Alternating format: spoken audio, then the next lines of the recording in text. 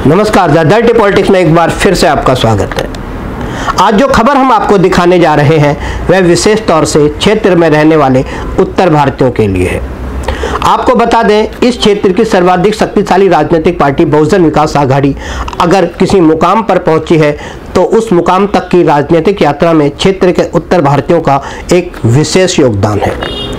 और बहुजन विकास आघाड़ी के शुरुआती दौर से ही उत्तर भारतीयों को बहुजन विकास आघाड़ी से जोड़ने का श्रेय स्वर्गीय जयसिंह ठाकुर को जाता है।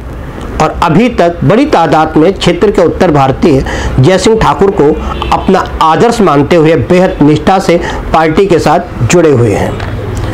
क्षेत्र के उत्तर भारतीयों ने बहुजन विकास आघाड़ी के प्रति अपनी निष्ठा व समर्पण को समय समय पर बेहद मुश्किल चुनावों में साबित किया है, जिसके चलते कहीं पर भी बहुजन विकास आघाड़ी की राजनीतिक पताका को कहीं झुकने नहीं दिया।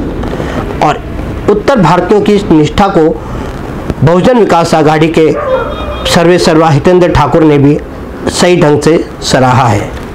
लेकिन इतने वर्षों तक उत्तर भारतीयों के द्वारा निष्ठा व समर्पण से किए गए कार्यों के प्रति इन उत्तर भारतीयों को भव्या से आखिर क्या मिला? क्षेत्र का एक एक उत्तर भारतीय जयसिंह ठाकुर के बाद एक सक्षम नेतृत्व के लिए भी तरस गया है। आपको बता दें कि कई सालों पूर्व भव्या द्वारा अति महत्वाकांक्षी उत्तर भारतीय लोगों को नेतृत्व प्रदान करने की मंशा से एक उत्तर भारतीय संस्था की स्थापना में सहयोग किया गया। और इसी तरह से धीरे धीरे कुछ अन्य और उत्तर भारतीय संस्थाओं की भी स्थापना की गई।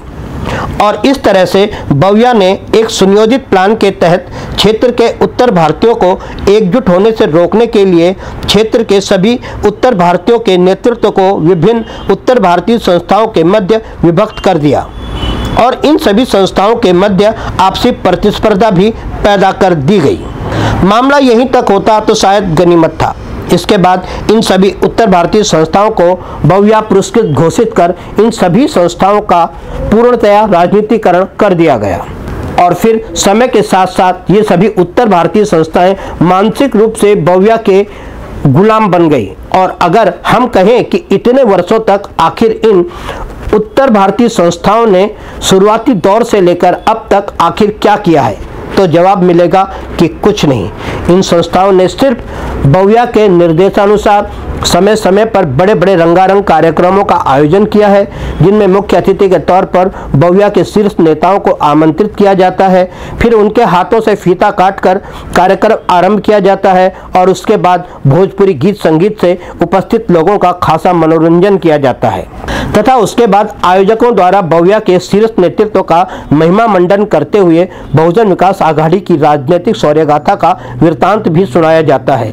और इस तरह यह सभी कार्यक्रम भव्या से शुरू होकर भव्या तक ही समाप्त हो जाते हैं। और इस तरह के रंगारंग कार्यक्रम में सभी वह हर तरह की बातें होती हैं जो कार्यक्रम को सफल बनाने के लिए आवश्यक होती हैं, लेकिन उत्तर भारतीयों से जुड़े विशेष मुद्दों पर कभी बात नहीं होती। उनके सम्मान व अधिकारों की भी कहीं बात नहीं होती। और इस तरह से भव्या पुरस्कृत संस्थाओं की कार्यशैली पर कई सवाल खड़े होते चले गए कि आखिर इन संस्थाओं ने एक आम उत्तर भारतीय के लिए आखिर क्या किया है। वहीं वर्षों से क्षेत्र में एक उत्तर भारतीय भवन की आवश्यकता के मद्देनजर इन उत्तर भारतीय संस्थाओं ने कोई गंभीरता नहीं दिखाई, न ही इन उत्तर भारतीय संस्थाओं की रहनुमा बहुजन विकास आघाड़ी ने। वैसे भी बहुजन विकास आघाड़ी कभी नहीं चाहेगी कि क्षेत्र में उत्तर भारतीय भवन बने, क्योंकि भव्या को पता है कि यदि उत्तर भारतीय भवन बनाया गया तो क्षेत्र के उत्तर भारतीय बड़ी तेजी से एकत्र होकर संख्या बल के आधार पर इतने सशक्त हो जाएंगे कि क्षेत्र की राजनीतिक व्यवस्था को सीधे प्रभावित कर सकेंगे। और ऐसी स्थिति में यह उत्तर भारतीय बहुजन विकास आघाड़ी के लिए भी एक बड़ी चुनौती साबित हो सकते हैं।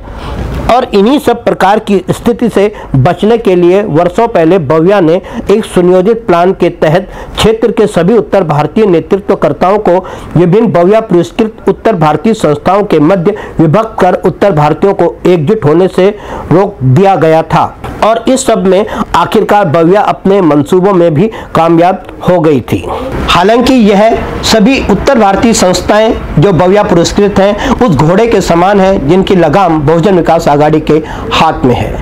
इन उत्तर भारतीय संस्थाओं को उत्तर भारतीयों के सरोकार से कोई मतलब नहीं।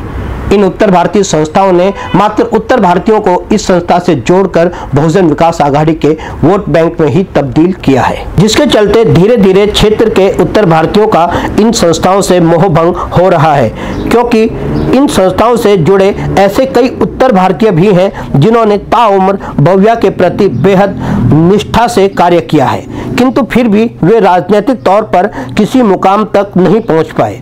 यही नहीं बल्कि उम्र बीत गई अपनी निष्ठा साबित करते हुए, लेकिन सक्षम होने के बावजूद भी उन्हें अभी तक किसी भी वीवीएमसी चुनाव में शिरकत करने का मौका तक नहीं मिला, जिससे कि बड़ी तादाद में उत्तर भारतीय लोगों के राजनीतिक भविष्य पर प्रश्न चिन्ह लग गए हैं। स्पष्ट तौर पर कह सकते हैं कि क्षेत्र के उत्तर भारतीय अब उस भ्रम जाल से धीरे धीरे मुक्त हो रहे हैं जहां उन्हें लगता था कि मात्र भव्या ही उनके हितों का एकमात्र ध्यान रख सकती है।